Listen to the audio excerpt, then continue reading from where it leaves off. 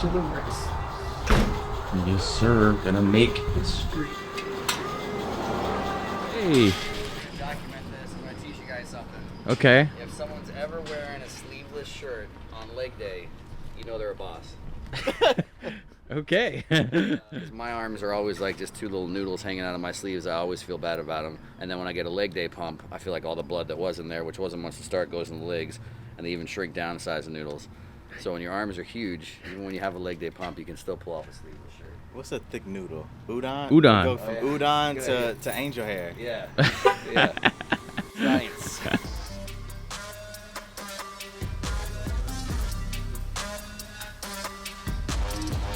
We're a little over 3 weeks out from the Olympia right now. 3 more leg days to go. It's been pretty awesome. Beginning of my prep, obviously dealing with like a knee injury from trying to be a normal human being. I remember starting out with this seated leg hamstring curl, maybe 70 pounds the first couple workouts. And we should be back in the twos now, back to where we were before. And being able to see the size come back as the weight increased, also while lowering calories, has been pretty cool to witness. I always tell people, like, you can, if you've had the muscle, it comes back a lot quicker than most like brand new tissue. So.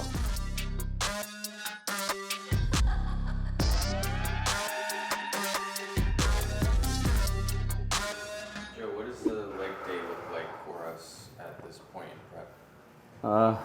Same as every other leg day, just a little bit less. We switched things, two little things going through this prep. Originally when he was dealing with his knee stuff, like the hack actually was causing more issues. So we went to a free weight squat. Depending on your injury or issue, sometimes actually getting out of something like this can be helpful because it kind of lets your body go in a little bit more of a path that it knows where to avoid things that are painful. So we ran that for a few weeks. It went pretty well. So basically just to save time, we start supersetting seated leg curls and hacks, but we take long rests between working sets. So it's literally superset because we have, might as well, like warm-up sets we do quick, but then we'll do full 3 minutes plus or whatever before working sets.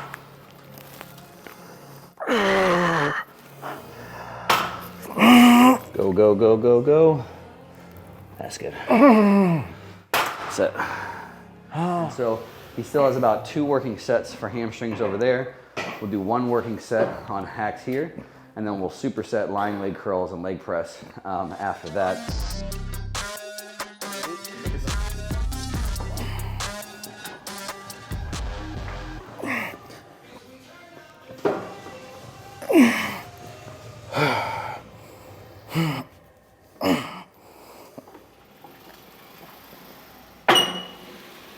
Good. Do it up on that bottom. There we go.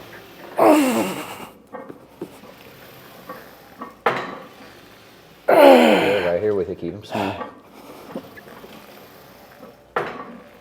Come on, we got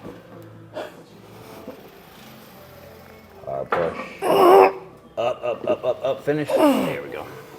And the same thing. We'll do 2 working sets on the leg curl, 1 working set on the leg press. So volume's pretty much where we're going to keep it the rest of the time.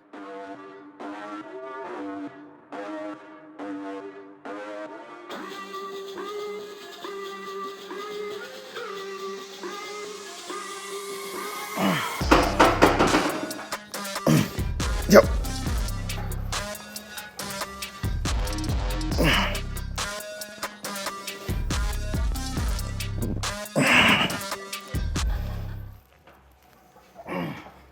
Good, locked in, man. Pretty reps.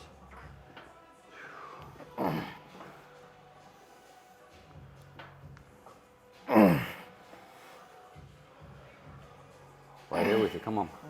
I'm right here with you. Keep moving. Smooth. Up, up, up, up, up. One more. Smooth. I got you. Control. Yep. Hard push. Yep. Good rep. Nice up. Yep.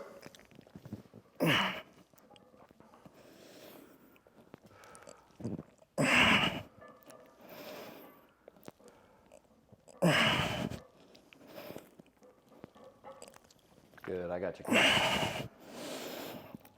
Yep. One more. I got you. Smooth. Yep.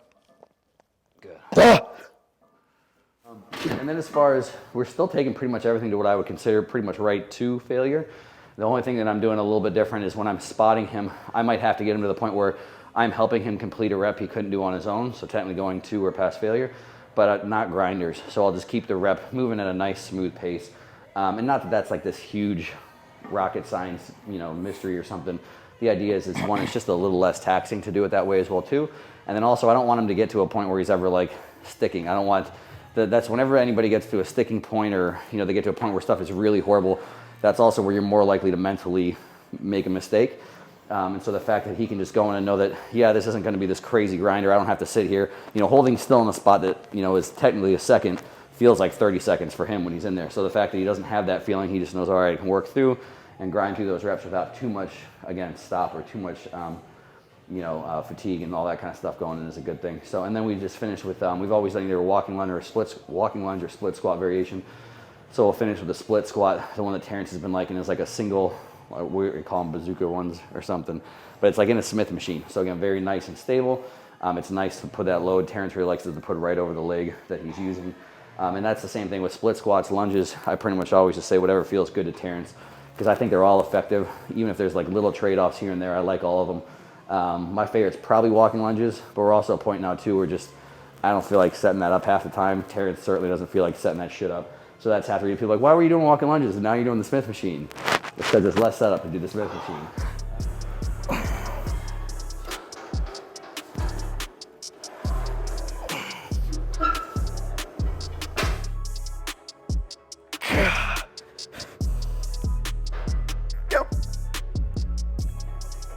Have you ever talked about, like, I don't know if this is correct, but when I always think of the word execution, I think of it being form and intention together. Like, I don't think anyone ever talks about what that actually means. So I think, like, okay, obviously, like, form is things looking visually correct, but there's a little bit of a component of internally what you're intending to contract. Yep.